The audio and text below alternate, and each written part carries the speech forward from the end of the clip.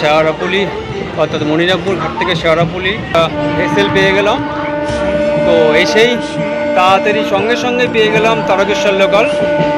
Train একেবারে ফাঁকা, এখন বাজে ওই 11:30 বাজে। কেননা এখন বেশিরভাগ মানুষই হচ্ছে ফিরবে, কারণ শেওড়াফুলি থেকে জল নিয়ে রওনা দেবে বিকেল সন্ধেবেলায়। ওনারা আবার সকালে সারা রাত ধরে হেঁটে যাবে তারকেশ্বর, বাবার মাথায় জল ঢেলে আবার সকালবেলা ট্রেনে করে চলে আসবে শেওড়াফুলি, বিভিন্ন দিকে চলে যাবে। মানে ট্রেন এখন দেখতে পাচ্ছেন একবারে ফাঁকা। হ্যাঁ, তো ফেরার পথেও আমরা খুব একটা ভিড় পাবো না, ঠিক আছে। তো খুব সকালে আসলেও অতটা ভিড় থাকবে না। ঠিক আছে, চলুন তারকেশ্বরের শ্রাবণী মেলায় আপনাদের সব কিছু দেখাবার চেষ্টা করবো 2025। সাথে শিব মহাশিব শিব রাম কৃষ্ণ নাম।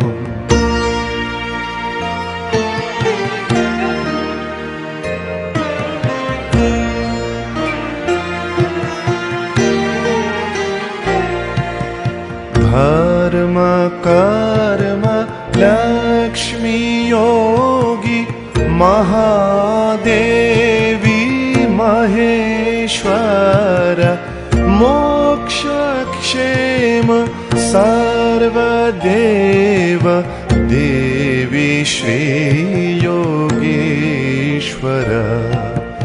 दुर्गा शिव सत्य श्रेष्ठ श्रेय श्रेयाधीश्वर। ज्ञानी स्थूल महाशून्य राम कृष्ण बोधीश्वर।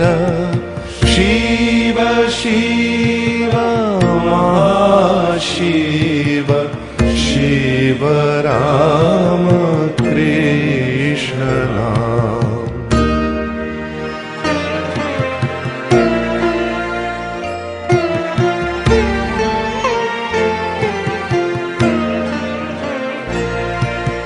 काला काल महाकाल काली श्यामा नित्य काल। सत्य सत्य परम सत्य देव श्री महेशवास।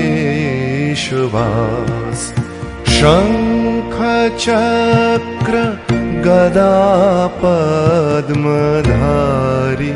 श्रीनारायण।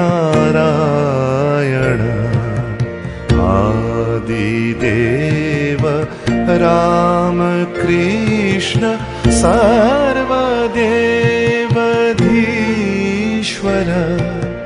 शिव शिव महाशिव शिव राम कृष्ण नाम।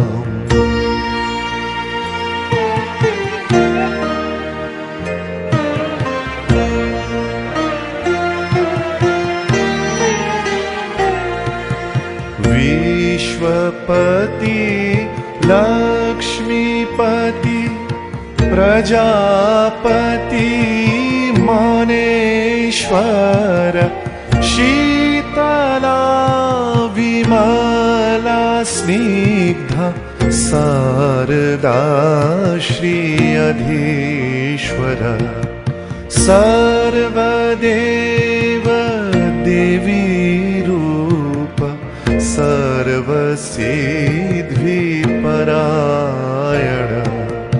राम कृष्ण परब्रह्म नित्यानित्य सोमेश्वर। शिव शिव महाशिव शिव राम कृष्ण नाम।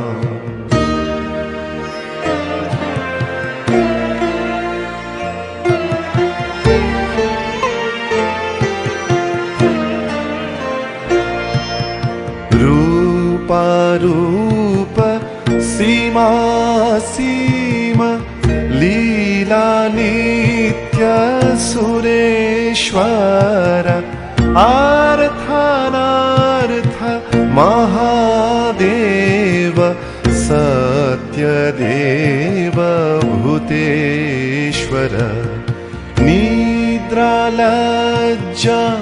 श्रद्धास्तुति यज्ञ कर्म विद्यमान नित्य सत्य राम कृष्ण एकमेव द्वितीयं शिव शिव महाशिव शिव राम कृष्ण राम।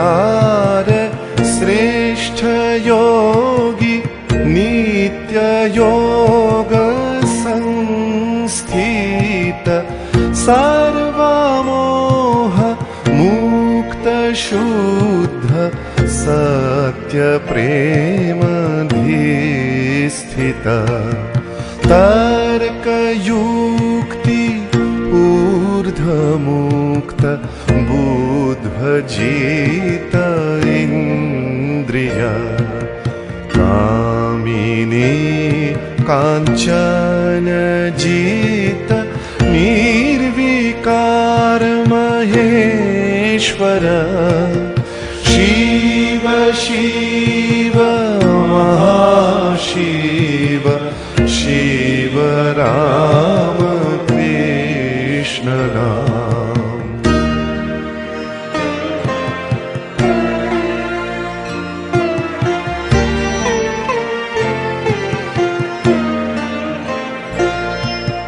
पतित पावन देव शारदा श्री प्राणनाथ जगत पिता श्रीमान अधमे अभयस्थान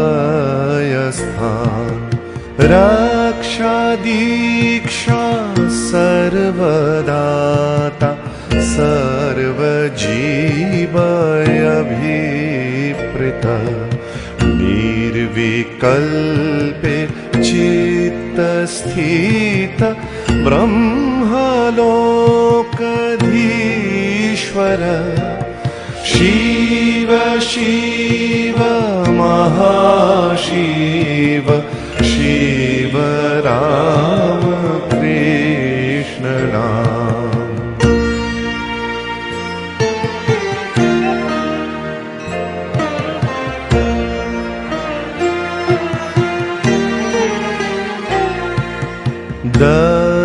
दर्शने नित्य ध्यान मनने मुक्ति लाभ स्मरणे जन्म शुद्ध निर्भरे अमीय लाभ युगले अभिन्न हृदि राम कृष्ण सारदा प्रेम योगे मुक्ति मोक्षे धन्य श्री वसुंधरा शिव शिव महाशिव शिव राम कृष्ण नाम ब्रह्मा विष्णु सर्वदेव राम कृष्ण दीप्तनाम कार्तिकेय गणपति विश्वकर्मा 2025 তারকেশ্বরের শ্রাবণী মেলার একেবারে প্রথম সোমবার আপনাদের যতটুকু পেরেছি সাধ্য মতন শেওড়াফুলি থেকে তারকেশ্বর ফেরার পথে নিমাইতীর্থ ঘাট দেখাবার চেষ্টা করেছি। যদি ভালো লাগে অবশ্যই আপনারা শেয়ার করে ওনাদের দেখার সুযোগ করে দেবেন, অবশ্যই কমেন্ট করবেন এবং অবশ্যই একটি লাইক দেবেন। যারা নতুন তারা অবশ্যই চ্যানেলটিকে সাবস্ক্রাইব করে পাশে থাকবেন, সহযোগিতা করবেন। জয় হর হর মহাদেব।